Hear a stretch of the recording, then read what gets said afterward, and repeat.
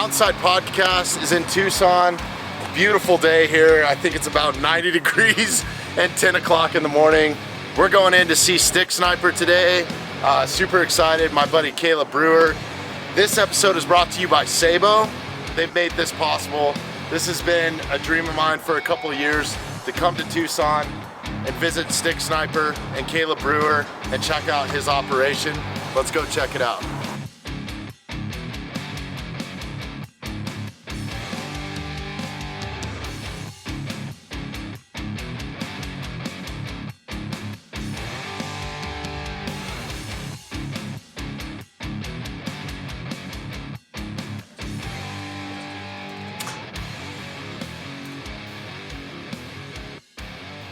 Here at Stick Sniper, we just got done recording a podcast this morning. Caleb Brewer, owner, operator, creator of this amazing shop. Dude, thanks for having us, man. I had a blast with you this morning. Man, it was good. Anything you want to show us that stands out in the shop? Yeah, man. Like you said, we just try to have everything that anybody would want. If you walk into a bow shop, what are all these little obscure items that you want to see? Because you're going to see them on YouTube, you're going to see them on Instagram, and you're going to be like, man, I want to check it out, put my hands on it. And it's hard to get them all in one spot, especially if you're just going to buy them online. So we try to carry everything. One thing we're super proud of is our merchandise. This one is the one I'm wearing is my personal favorite. It's brand new. I am very proud to say that I designed this logo myself. I have a javelina body mount. One of our local guys did this mount and it turned out really good. He actually put on some hieroglyphics on the rock down here below it, a little STX and some prehistoric archers over there. The cool story behind this is that Steve Ranella, owner of Meat Eater, had a javelina tag and was unable to make it. So he came to me and said, do you want this javelina tag? And I said, hell yeah. So I ended up shooting this javelina off his tag and had it mounted in his honor. It's super cool. Oh, that's super. So yeah, rad. really proud of it. And it turned out great. Turned out really, the people that did it did a really good job.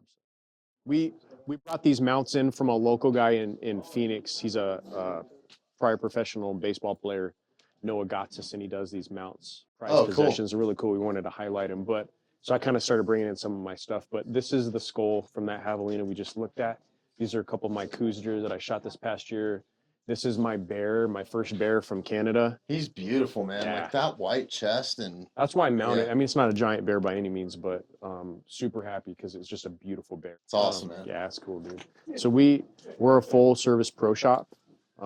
We carry pretty much everything we can. So as far as bows go, we got Matthews, PSE, Hoyt, Bowtech, Prime, and Darren in here. We pretty much have everything, and so we're super proud of that, and we know how to work on everything. We do crossbows. We have all the arrow manufacturers, all the sights, rests. We like to support local companies. This is a local coffee company from a Border Patrol agent, Tucson Battleborn Coffee. They're really good. Huge fan of them. So yeah, it's awesome, man. And then back here, we got our pro bench. This is where all our folks work. We have our business models that we try to do things on your bow as quick as possible. So we do almost everything on the spot. D-loops, arrow fletching, bow tuning, some of the stuff that takes a while, like bow strings, we'll have to drop it off. But we don't want you to wait on your bow for a long time, so we do it quick. That's awesome. And we turn people in, and we do a good job. We don't rush it. So sometimes people spend 2 to 3 hours here just waiting on their bow to be worked. That mount up there, that's the first arrow I ever shot with my bow. It's my mule deer. That was a really cool experience years ago. That was your first buck? It was my first animal I ever shot with a bow.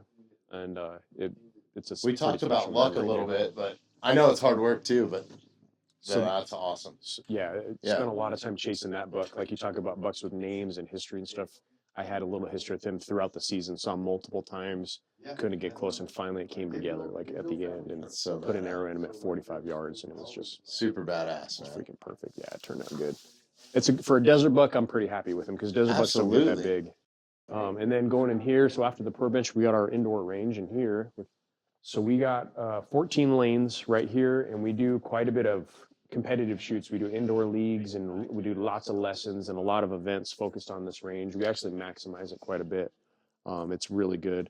The majority of these mounts were here when I purchased the shop. Originally brought them in here, but they're a mixture of taxidermists that needed space, taxidermists that had customers that didn't pay for them, and people that had no space in their house for these mounts. The legend, Jonathan, we talked about you for a good half an hour, 45 minutes, bright and early this morning, and Caleb told us an epic story horny toad story is what I'm calling it, man. And your guys' elk hunt. And after we turned off the cameras, you were like, oh, there's one part I forgot. You eating some raw rib meat, like just, it's an epic story. Always do. Yeah, and I love hearing the hunting side. Dude, I was just telling him about, how I was sitting there, we were just drenched in blood, tired, we were rationing out our water, and I'm like getting in there cutting, I'm cutting and cutting, and all of a sudden I hear, and I look up and you're just like, straight up like man style, just eating that meat right off the ribs. Oh, it was awesome. You got a good friend here. He also told me that he went after the liver and the heart for you and everything, man. Yeah, absolutely. That is actually one of my favorite things. I like harvesting pretty much everything. It's just respect to the animal. Like, I mean, like the liver, I was actually having this conversation this week, and I think it has to do with my upbringing. My grandmother didn't have much money, so I grew up, like, my girlfriend was sick about 2 months ago, and my kids, the first thing that they say is like, are you gonna make her chicken feet soup? And she's like, I'll die before I drink that, you know? Like, that was quite amazing. Like, I honestly, like, I saw him diving in there, or you see his prosthetic sticking out. It's like Star Wars, you know, climbing inside that big ass animal. Yeah, I thought it was a big deal for me because like I told him a little bit about how like your process of having to set your bow down to range, to set your rangefinder down to get your bow up and go, and so you like went through this whole mindset of how you got to be prepared at any moment to shoot. So you're looking at all the trees and estimating the distance, and it came together perfectly. Where, bam, you had a big animal, estimated the range, shot him perfectly, put him down. It was like the most perfect. You couldn't have planned it any better. It was you did. It was like. It was super awesome to see you do that, man. I think one thing, like, honestly, I talk to a lot of hunters, and I don't know why this is not more of a common thing. In the military, we create range cards, you know? Like, every time you get into a fighting position, you know? Mm-hmm. When shit hits the fan, you're not gonna be like, what's the distance to that, what's the distance to that? Like, when you get into a fighting position, you establish what's your left perimeter, what's your right perimeter, and then you look for objectives in the middle, like, you know, like, all right, so that's 100 yards, this is 50 yards, that's 75 yards, you know? So, like, when something comes up, you already have an idea what it is. Makes total sense to me, man. Yeah, that's badass. The opportunity, like I told you, with the horny toad was crazy because the day before we saw one, well, he got one, right? And he tells me like the whole story. I don't know, the natives, so it's like a local tradition. But when you see a horny toad, you know something's gonna die. Like, you know, like the hunt is about to end. Yeah. And like he gave it to me, but he was like, "But this one is mine. Like you have to find your own." Yeah. Estimated, took the shot, man, and it's like I said, like nothing prepares you for it. Like even like as cool and collected that I was when I took the shot, 2 seconds later, like when I was still out of breath. I was, you know, like, yeah. He's like, you shot him. I'm like, I got him. He's like, do not move, you know, like I'm just stood in place. And it's crazy, like you lose everything, you know. Oh, you do. It's an emotional roller coaster of highs, lows, sorrow, sadness, the highest of happiness that you can have. It's amazing. Did time slow down for you at all? Like watching that arrow flight? Like sometimes it speeds up for me, and then sometimes it's like, it's almost like time slows down, and you can watch your arrow just drop into where you put it. I took the shot. Yeah, it was super slow. I took the shot, and all I saw was a little, because I was so close that I didn't really get to see the arrow fly. So all I saw was a poof of hair coming up, you know? Yes. And like I told you, all I had is one window, so didn't really have much time to see anything before he disappeared, you know? Okay. And then time really slowed down. Then you sit down to weigh those 35 to 45 minutes before you go into a pursuit, and you question every single thing. Oh, you do? Did I hit him? Where did I hit him? And then your mind starts playing tricks on you. It's badass, man. So. Yeah, when I hit him, I mean, like right there, we found 2 drops of blood, exactly what I hit him, which is never enough to celebrate, you know? Like it was just 2 drops of blood. It could be anything. It could be a shoulder shot. It could be whatever. I want to say it wasn't long. It was like about 30 to 50 yards later, we found the first bottle where he coughed up the blood from the lawn. We knew I got him. We knew I got him in the lungs. It was just a recovery process now. It's badass, man. It's a great story.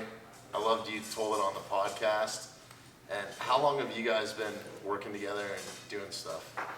Shit, it's gonna come to 8 years, Bataan, which we're gonna celebrate again. Bataan Death March. Okay. Yeah, like it was actually a year after he lost his legs. I've been working with non-profits, wounded veterans, and at the time, fucking this guy, like he just doesn't ask for help. He went with a group of friends. you know, I think you were the latest SF casualty, but like soldier to be injured. It was on the course. Like I think you were. So like we did the 75th anniversary, which you still got to meet some of the survivors. And even at that point, when you're talking about 75 years later, these guys were all in their 90s. There were, I believe, 2 or 3 of them that they did the honorary march, like a short march. But it was cool. Done it many years after, and like you have seen the number right now gradually going down and going down. And every time that they do the roll call, like it's heartbreaking because you see, you know, like they just lost somebody that pretty much, you know, overcame so much with, and they have pretty much leave the best part of the century with that. It's such a significant part in history in that war specifically, man. It's crazy. So just to let you know, so like after him, like I run skydive programs for veterans, a bunch of stuff. It's always been pretty independent. Like, no, I'm good. I'm doing this. I couldn't gather that by this business. Yeah, man. That's fucking awesome. Yeah, one day I started doing archery, and he contacted me. He's like, "Holy shit, you're shooting the same bow as I am," and we signed up for a 3D event, and he's telling me about the therapeutic benefits of what archery can do for veterans, and like, you know, like, was like, you guys should put this program together. So I took that as an opportunity to, why don't you do it, and we support you. Yeah, exactly. Dude, sometimes people want to be helped, or one's done, or one's are there to be of service, you know. As much as you guys have served already in your lives, so it's fucking cool, man. I love it, and it's cool to be a part of it and sitting here with you guys. We got to get you on the podcast. So when you're ready to come back to Colorado, or if you're ever going through, you're welcome anytime. So perfect. Thank you, man. Yeah. Thanks for telling the story and the hospitality and the laughs today. It's a good time. Why we're here. How you doing, man? How's the bow? Good. Okay, good. Sell that to a friend of mine. Oh, you're bringing in the PSC? Yeah, Okay, I'm just gonna throw. So him working the magic. This guy cares about his business so much that we did a podcast this morning. Can't turn it off, man. And I then love we're it. doing Like this we're is gonna a make like a true YouTube video and film at the archery shop. shop. Like that, If you need a bow set yeah, up I've done here a in the podcast with Tucson them before, area, and this is where you should come, hands down. Colorado. Well, I flew all the way from Colorado, and I'm gonna have him look at my bow. So super happy to be here. So let's just check this. So I'm first gonna check just the poundage. I'm gonna draw back and see how it feels. Okay. I saw how you shot it yesterday, so it's obviously shooting good. Yeah, it's shooting really good. Can hold it in place and check.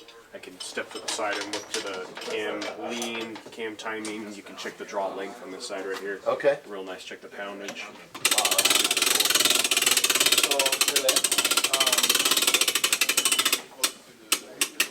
So what I'm looking for right now is the stop to hit the cables at the exact same time. So this is where that little screw is. So that's my wall. So right when those hit these control cables at the same time, that's when the cables are so it's perfect. Awesome. Absolutely perfect. Your draw length, 31, 31 and a half, something like that is what Yeah. shot. I'm going to look for the rest to come up. Nice. The rest, so basically the rest comes up right there, but also it has a last little bit of movement, and you want that last little bit of movement to be like the last half an inch to an inch. You want it to happen at the last second. Let's check that out real quick. Perfect. Yeah, the timing's perfect. So timing and everything looks good, man. So we have a jig that can tell you the level of the sight. Oh, nice. You can check your first, second, and third axis. So the first axis of the bow is if the bow is like this, like they're the sight, excuse me. So that's the first axis. And then the second axis is this one right here. Gotcha. Third axis is when your bow is tilted down or up and you cant it that way or that way, that's your third axis. So it's level on that. Okay. Then I compare it to what's on your level, and that's damn near perfect right there. I mean, I can make a tiny adjustment, but because it's so close and there are variances in all the bubbles, that's really good to you know, because different bubbles can be varied. And so that's really good. Then the next thing I'm going to do is I'm going to tilt it forward, broadway, straight forward, and check your third axis. Third axis is a little bit off. So it's good that we're going through all this. So that's great. That was, I mean, it's damn near perfect on that. So what I'm looking for right now is just a general level on the bow, and then I'm going to compare where the arrow sits, if it's level. See that arrow, please? Yeah. Thank you. Just do it so I can let him know who's daddy. He used to have a 80-pound boat back in the day. So I want to get me. Really? got an 84-pound bow. So what I look for usually is the knock. So to me, with my personal setup, a lot of times my bows like to be knock high a little bit, which would be perfect exactly like this. I like to have half the bow right there, so that's really good. These soft knocks are a little tight. I usually like to see a little bit more. Actually, 90's pretty deep in the valley. that's good. I'm sorry, I spoke a little too soon. No, No, that's perfect. I usually like to see about 1 to 2 millimeters of play. And depending on the angle of the string angle at full draw. 1 to 2 millimeters, by the way. This is how crazy it gets, right? If you have a bow that's taller, the angle coming off the bow is going to be bigger, right? So when you go full draw over here and you're drawing, your angle is going to be bigger, like a piece of pie. So it's not going to squeeze on the knock as much. So I'm not worried about it on taller bows. On 32 and shorter bows, your angle is really aggressive, so it pinches on the knock a lot. So I usually will get a little bit closer to the 2 millimeters right there. Okay, that makes sense. But at the end of the day, what it shoots through paper is the most important. So even if it's squeezing the heck out of it and you shoot a hole through paper, the paper is like the show and tell of how everything goes. Did you know how long it was? 31 1/4. I didn't even know. Perfect. And I'd have to look up the exact specs on the brace. It's somewhere in 6 on the dot. So like it's good. Like everything, to me, you got a good bow tech. Whoever worked on your bow and set it up, it's perfect. Yeah. No, shout out to Ed Yeah. Mayorga. He's an awesome dude. I got some incredible people in Colorado that have helped me out. But yeah, he's awesome.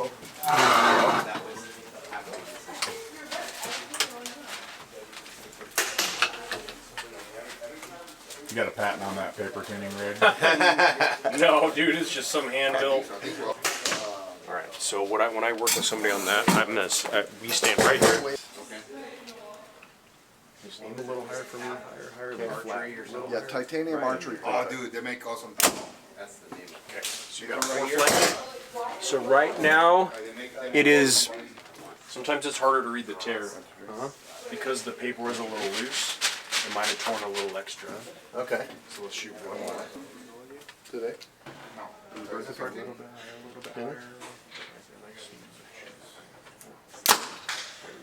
There we go. That's what we want. So we got 4 veins and the point and the knot going through the same hole. So if you want, I will show you on this right here what some other tears can look like. Sure. So for instance, that's the point and that's the knock. So it came up with the end of the arrow up and to the right. That one right there, same thing. That one is real crazy. Then the knock was super high and the point was low. So what we're looking for is what Bobby just shot, which is a perfect through and through. And paper tuning is a start point for hunting. Like you're eventually gonna, if you're gonna shoot mechanical or fixed blade broadheads, you probably have to tune your rest and make adjustments. But we tell people this is a baseline, knowing that your bow is shooting the way it should, and then you go out and sight in your bow and go. Yeah, for sure. If And you have some crazy tears, your bow's gonna be super inaccurate. And just because it's good with this doesn't mean it's good with any broadhead that you shoot, especially when you get into fixed blade. And this is another point to shoot a mechanical broadhead. And I would definitely check out SABO. Oh yeah.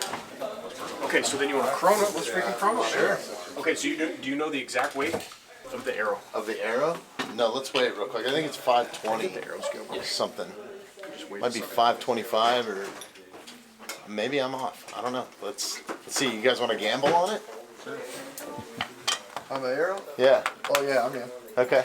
Is it 250 or 300 spine? I'll buy you an Element or a Celsius or a Black Rifle out of the fridge over there because Is I it don't have any 250 beer. or 240, 260, or is it a 300 spine? You say 540? Yeah, because I think he told me. I'm undercutting 534.8. Anybody So else the in? The price is right. I like the prices right. $1. 510. Oh no, those are FMJs? Man, we are off. 480. Give me a guess. 505. You suck again. We all suck. What is that? 562. Damn. Holy shit. That's a missile right there. Yeah, you're That's shooting a freaking bomb. missile. Pulling them out of elk. I accidentally. Yeah. They don't. They go They through. just go through? Yeah. But you're probably right. You're probably right. I bet you it's a little bit less Dude, than for, 280. so for reference, my elk arrow that's 560 grains To get it to shoot 279, I have to pull 84 pounds back. And you're pulling Seriously? 60 pounds. What's your draw length? 28 and a half. Okay.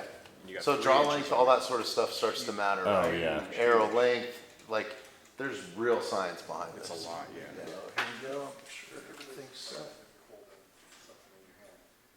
You're here and you're moving all your fingers out.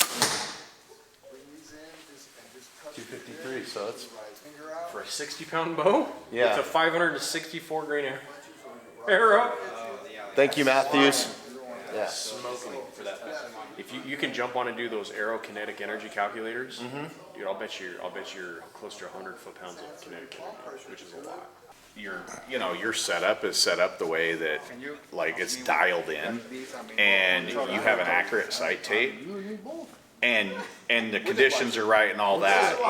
It's at 81 yards and you're running 253 with that 500 grain arrow. As long as you have the travel, and that's the only thing that you could run out is the travel in your sight picture, because your arrow's running slower, so you have a bigger arc, Right. And so you can shoot into the bottom of your scope housing. As long as you don't run out of travel, dude, you can stroke them that far. It's not like as fast as it could be, but like I'd rather have a little bit more arrow weight, and that kinetic energy is like what Caleb was saying, is that's what I like more than speed, is having a higher kinetic energy on impact, and gives you better penetration, pass through, all those kinds of things. So that's Awesome. That's my take on it. That was my take. Yeah. That's why I'm set up this way. Yeah. so. Yeah. Cool. All right. Yeah. Thanks for the info, guys. Yeah. Thanks for looking at the bow, Dude, Caleb. it's awesome. Yeah. There's nothing to be appreciate done you. to it. It's perfect. All right. Good. That's how I like it. Yeah. If not, I can't sleep at night. So that's what's up, man. So thank you, guys. Half or double? Payment? Twice as much. Twice the work. Double because I think it's both. That works. Do a perfect T. Do a perfect T right now, right? Keep looking that way because that will be where your bow is at. So like right here in this position, keep looking that way. Boom. That's where you want to come. That's going to be your anchor point. So you see this knuckle? That knuckle right there is landing in your jawline, right? So you think about it. So like when you go to draw, you're going to come to that position, okay? Yeah. So let's go ahead and try your release. Just want to try on these before we actually... Oh, yeah. So perfect. Remember, don't lock that.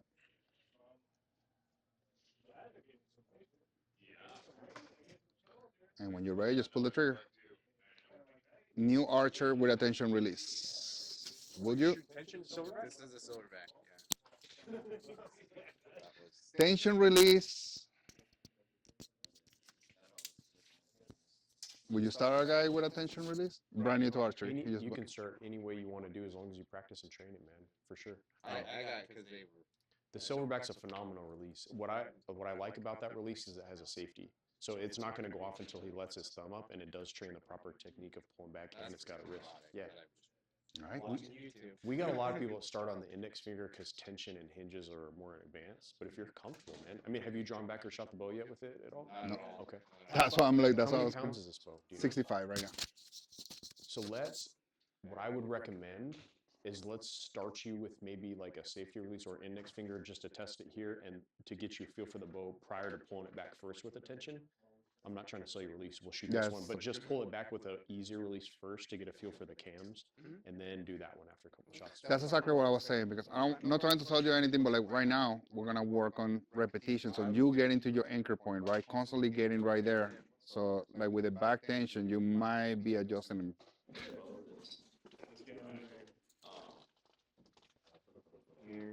Mm-hmm.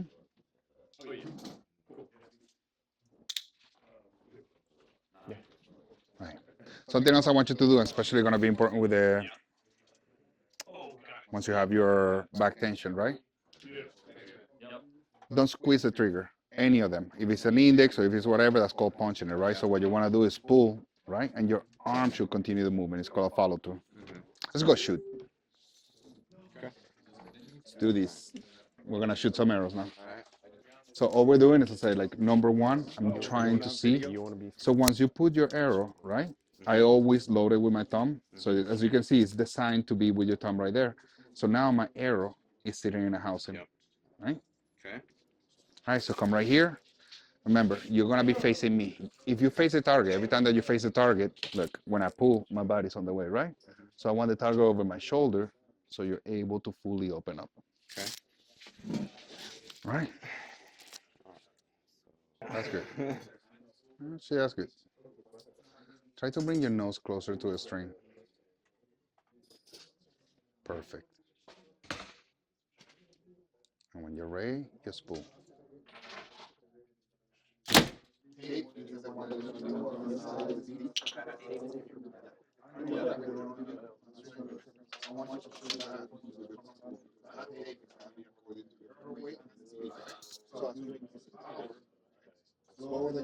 Okay, good.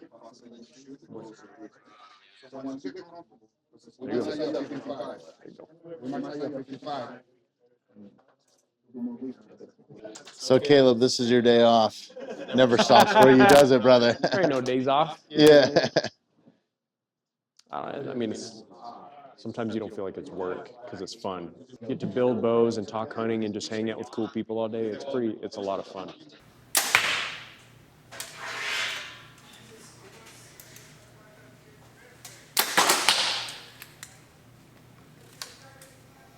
If only you shot 300 spine, John. There you go. There you go. Some fletches, probably.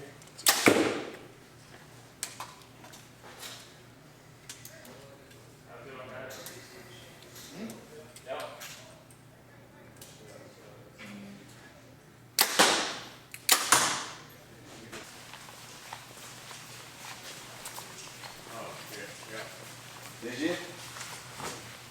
I'm scared to pull this one out.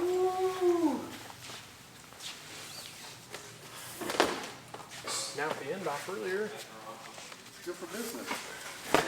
Oh wait, you own the business. No, you shoot it again. And I shoot it there. I don't care where they hit it, you shoot it, people shoot it. Yeah. I don't even know. Darren said, Darren That was actually, perfect. actually, Darren earlier volunteered. He's like, I'll make her fucking arrows. Yeah. I know you know. Good for business. Darren, how long have you worked? Stick sniper. 2 years.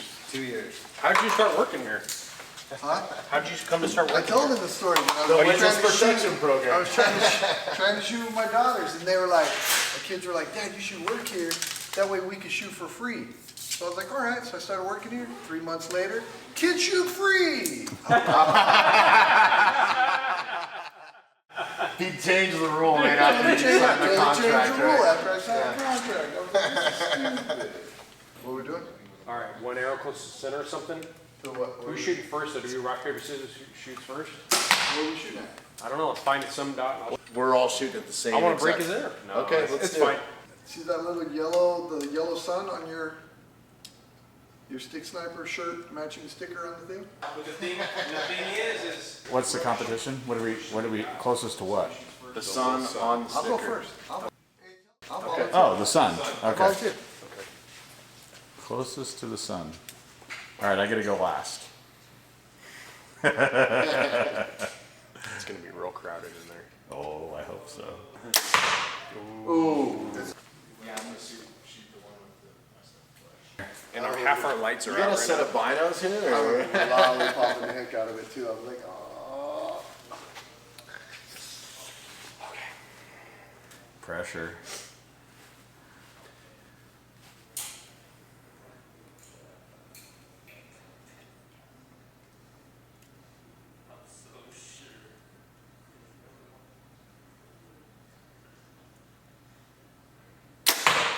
Whoa. Shit, right on it.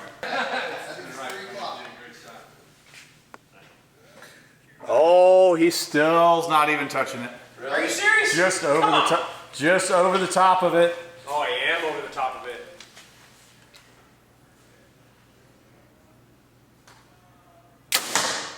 I'm way off. The boss are gonna send me home for 4 days to think about it. No, the boss is gonna make you stay here for 4 days. Think about it.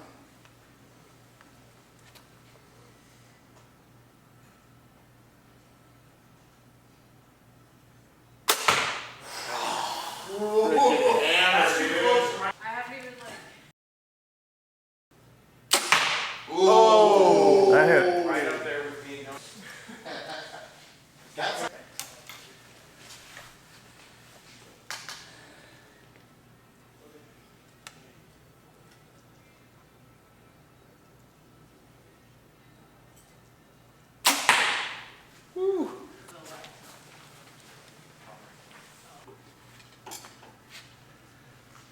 gotta get out of here soon. Darren's holding the camera out there. Oh! I saw sparks. Did I get it? Nope. I don't know. What? This is my arrow right here. This is my arrow right here. No, I didn't get it. I hit somebody though. Oh, I didn't even know. You smashed my knock, I dude. hit this knock right here. Dude, my arrow's still good, thank God. Dude, got the knock. Look at that, dude. I think you would have hit it, but my knock. I did. I hit Yeah. it glanced out. Yeah. Sweet. So who's this is yours though? Black Eagle's the closest still. Black Eagles is mine. So we keep going? Just like this? It's too crowded. It's too crowded. Do you want to do it again? Yeah, let's do one more Let's time. do it again. No one's cut that yellow sun yet. Let's go. Practice with this one. I mean, we got pretty close. That was cool. The sparks come off of it. I mean, it's it's not your arrow. It's somebody else. You own an archery shop, don't you? And he bought lunch, dude. What a dick. Thank you. Dude, that was close. Well, it's harder to go less. Oh, is that it? We are.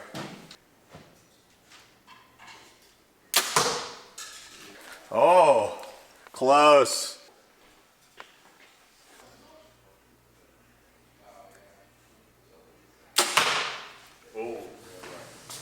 Oh, that one got it.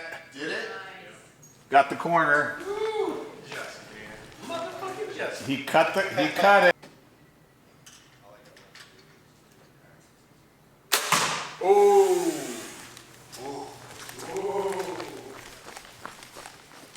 Oh, we got two.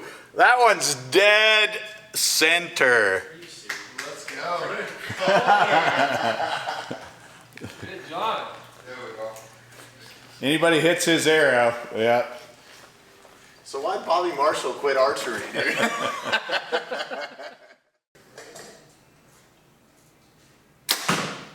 Right, low.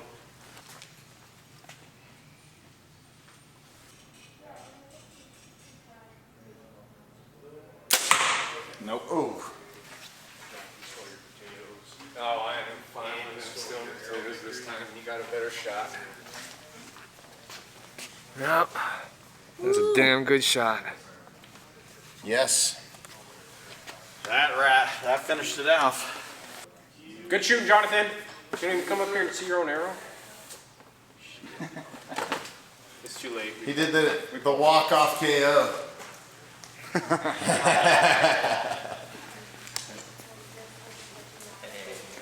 thought that was somebody saying move. You can pick, Rick. You see it? You see it? What's up? What's up? Oh, Penny's making it to the big screen. You're wearing purses too. What's going on there? It's a monster, bro. You feel it. That thing, dude, it feels so good. It's not gonna blow up on me, No, right? it's not. We shoot all the time. It's super fun. Yep. XX75. That's 80 pounds? Yeah. Oh, the let off on it's amazing. That is a hammer, dude. Way low.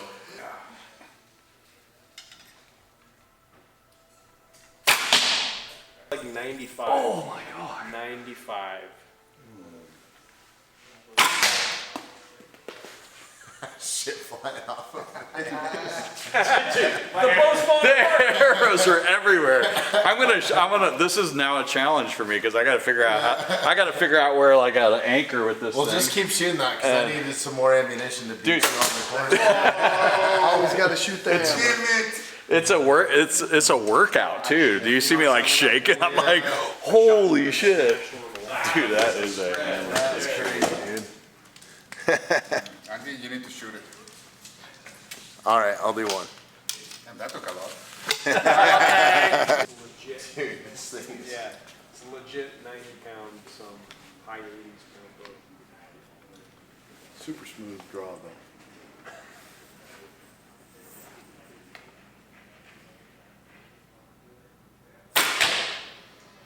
dang, man.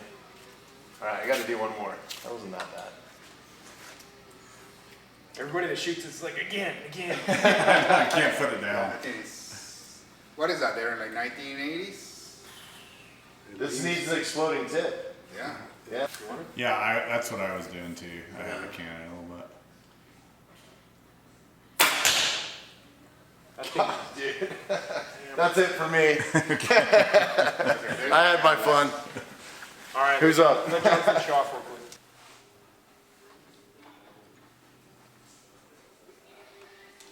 So it's not righty, so it sucks. Oh, yeah. Give it a little gangster cat. Mm-hmm.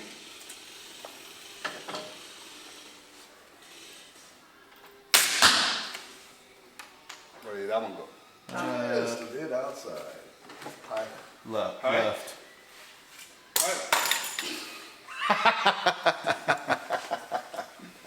We don't need sights. Oh, yeah. Let me shoot the last arrow. There's one more. Let it do flow, or Get it. Now whoever shoots it, like saliva flies everywhere. I was about to shoot. It's just that one, you see how it's a little middle? Same spot. Novelty stuff. Technology has come a long ways. This makes me really appreciate my bow after shooting that 80-pound 1980s hammer. All right, you guys good? Yeah, man. It's probably pretty similar to Colorado, dude. The views, the mountains, the Yeah. diversity of everything you can go see. But just the amount of mountains and how beautiful it is, man. It's really cool. I like it. Like that view is incredible. Yeah, dude. I love the mountains. I love having the mountains on the north so that I know exactly where I'm going. I got my compass. I don't know, Tucson's home, man. I've been here for a long time aside from the military, and family's here, and it's just, I love it. Yeah. Love Tucson. When you were stationed, were you all over the country, or were you one specific spot, or? I did, I was at Fort Bragg for a couple different stints. I was there for 2 years, and then another year after that. And then I spent some time in Camp Williams, Utah, which is just outside Salt Lake City. I don't mind being in the desert so much, but like you get into the south, man, that's just a whole nother thing. Like where Bragg's at in the summer or something like that is grueling, right? Like just. It is miserable. Yeah.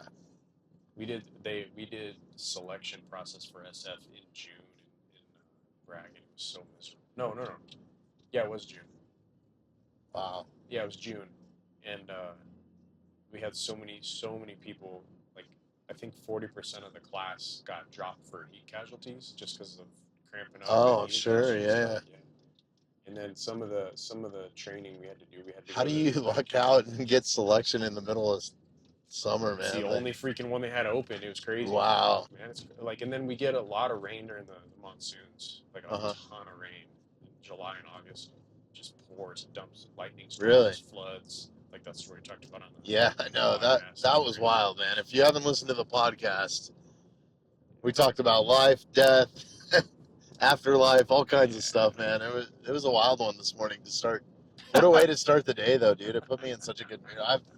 I was just telling Jansen over lunch, and I don't think you were standing there. I was like, I never really thought about it just because we were coming down here for the production and excited to hang out with you. But I was like, this has always kind of been my dream, is just to hang out at the archery shop all day, dude. Like, not have to go anywhere. Like, no set schedule, no agenda. Just. I love it, man. Yeah, it's so rad, man. So. You got a cool spot. You got a cool group of guys around you too, man. I had hard. so much fun with Darren, and that guy the whole team is incredible. Excited to show you the house. Yeah, no, that'll be awesome, man.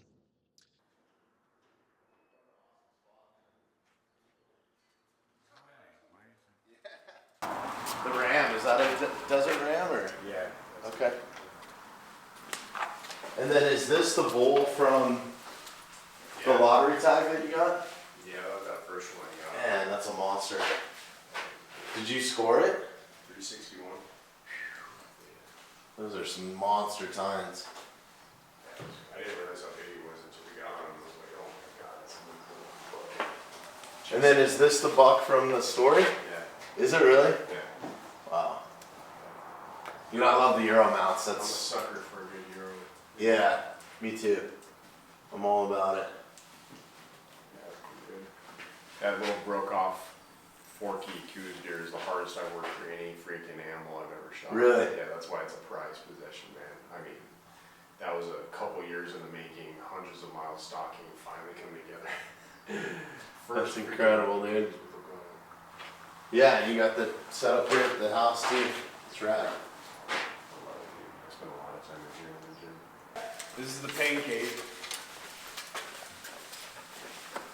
The pain cave, I like it. Pain cave, man. So we do a little bit of everything here. A lot of CrossFit, scaled down to smart, high intensity stuff. Mm-hmm. We don't try to break ourselves on it off anymore, but we got all the machines, all the dumbbells, all the weights, the racks, board, and then we got the motivation on the flag up there. So, Yeah, we talked about that a little bit this morning, man. I was just saying, what more would motivate you than that, you know? Especially dude, when I'm sucking, you look at that and you're like, nope, I got no excuse. Yeah, that's good.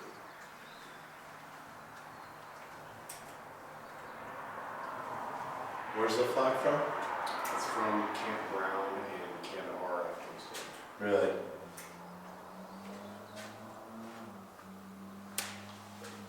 Which is crazy because that place no longer exists. Yeah. Yeah, it's good news. Spent a lot of time in here. Man, shout out to the Gary Sinise Foundation. It's incredible what they do. It's for real. Tell me about this piece of limestone that's here. So this is a piece of the Pentagon from 9/11, after 9/11, after the crash. And it's a piece of limestone that they put into this house. I ended up putting it right here. They had it somewhere else, and I put it right here because I ended up putting it right here in this corner because it's like a really good spot for me to come and reset. I kind of stand out here a lot in the mornings and watching the sun, and right after a hard workout, I walk out the door, and a lot of times I'm in this position after sucking really hard, and then I literally look right down at it, and it just puts you in a good mental space, like a reset, you know, why you push hard, why you're doing what you're doing, because of stuff like that. So it's pretty powerful, man. It's rad, man. What an awesome spot. Well, deer and a bear. Nice. We can still shoot.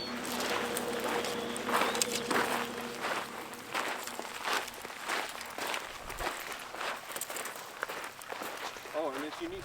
I got a big bale right there, and I got the yardage markers all the way back to the fence. It's 80, shooting back this way at the big bale.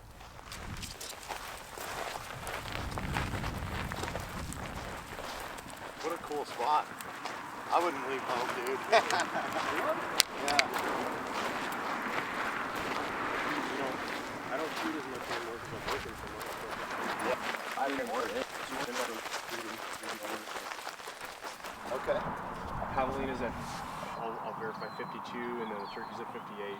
Feel so inclined, but here's at 83. Nice. So we can move up, and I got some more out there. Okay. Yeah, I'm curious to see how my bow flies. What's the elevation here? Okay. That's pretty.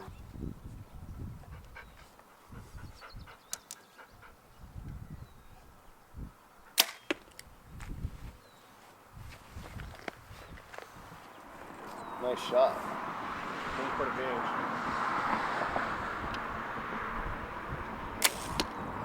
Is that the same collection? It probably was. Yeah, and I got one with no fletch. I need to switch one of these back arrows.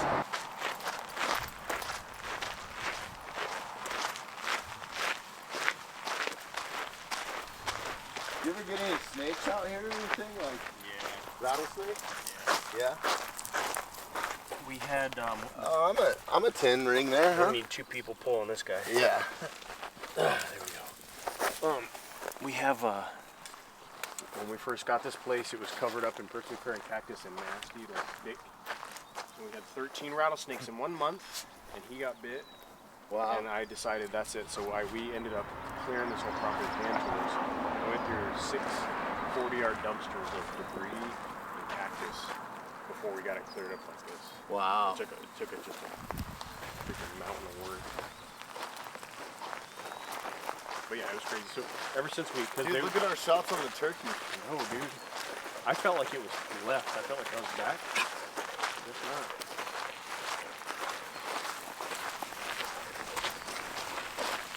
Too bad. I'll take that.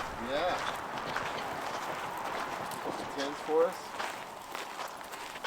You got to come shoot American Bowman with me sometime if you make it out there. Please bring your bow. I'd love to take you up there. Trip to get out there, man. Yeah. Private archery range. Incredible. Oh, my second shot was much better. Oh yeah. Oh no, that's you. I think we both hit low on our second shot. Okay. I think mine.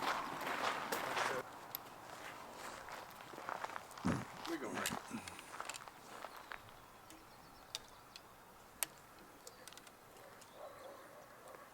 I need redemption on that buck.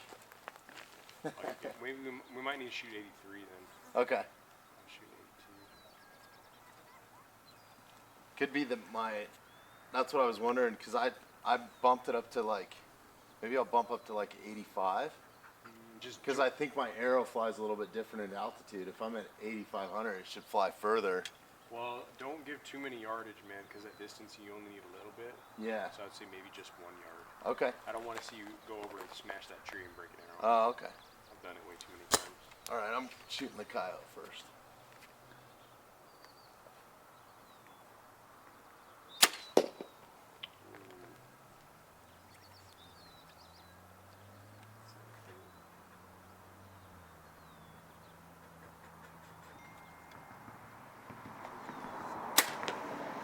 Nice shot.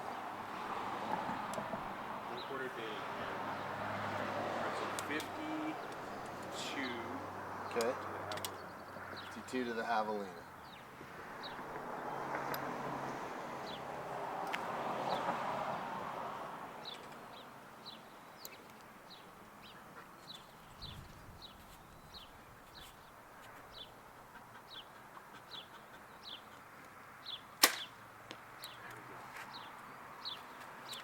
Ooh, nice shot.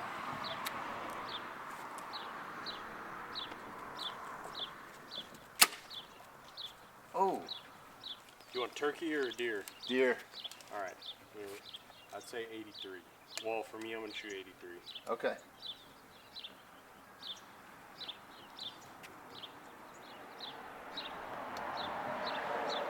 All right, here we go.